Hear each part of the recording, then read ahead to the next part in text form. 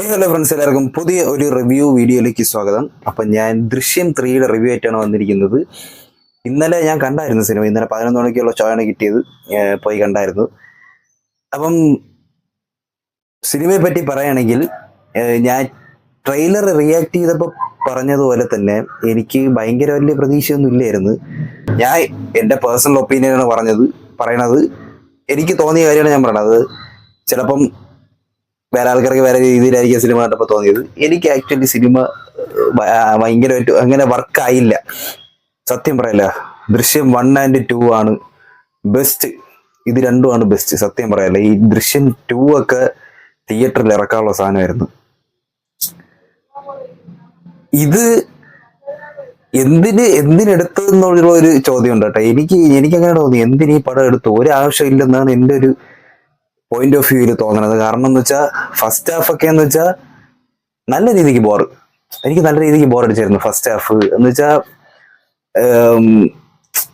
എന്തു പറയേ, ഈ ഡയലോഗ്സ് ആയാലും അല്ലാതെ ഒരു ചില സാധനങ്ങളൊക്കെ എന്തിന് ഈ സാധനങ്ങൾ ഇട്ടു ആ ഒരു സീൻ, അല്ലെങ്കിൽ ഒരു ഞാൻ സ്പോയിലർ ആയിട്ടൊന്നും വലുതായിട്ട് എടുത്ത് പറയുന്നില്ല.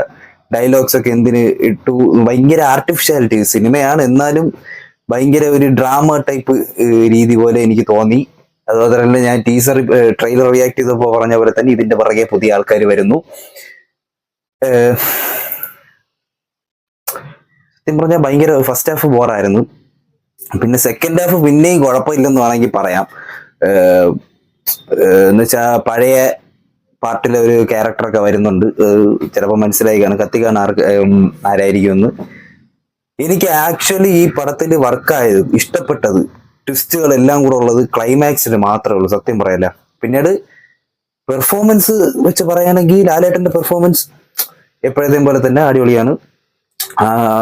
ഇമോഷണൽ സീനൊക്കെ നന്നായിട്ട് വന്നിട്ടുണ്ട്.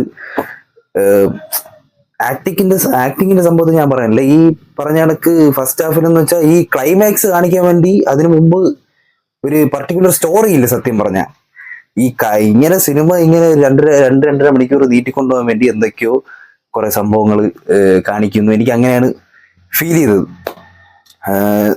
എന്നുവെച്ചാൽ ആവശ്യമില്ലാതെ കുറെ ഡയലോഗ്, ചില ക്രിഞ്ച് പോലെയൊക്കെ സംഭവങ്ങളൊക്കെ ഉണ്ട്.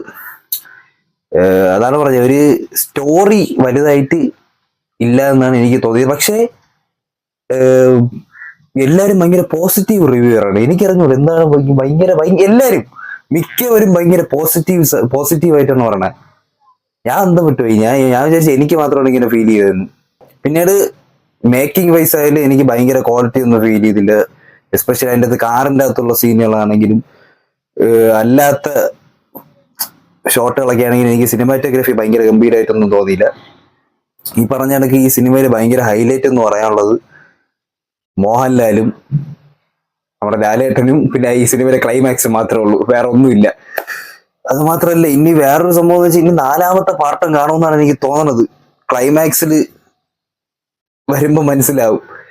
ഇനി അതും കൂടെ എന്തിന് വേണ്ടെന്നാണ് എൻ്റെ ഒരു അഭിപ്രായം. ഈ 3A കൊണ്ടുവരേണ്ട ആവശ്യമില്ലായിരുന്നു. ഒന്നെങ്കിൽ 2 വെച്ച് നിർത്തണമായിരുന്നു എന്നെ, അല്ലെങ്കിൽ ഫസ്റ്റിൽ വെച്ച് നിർത്തണ്ട. ഓക്കെ, 2 കുഴപ്പമില്ല, 2 വെച്ച് നിർത്തായിരുന്നു. ഈ 3rd പാർട്ടിന്റെ ഒരു ആവശ്യം ഇല്ലായിരുന്നു.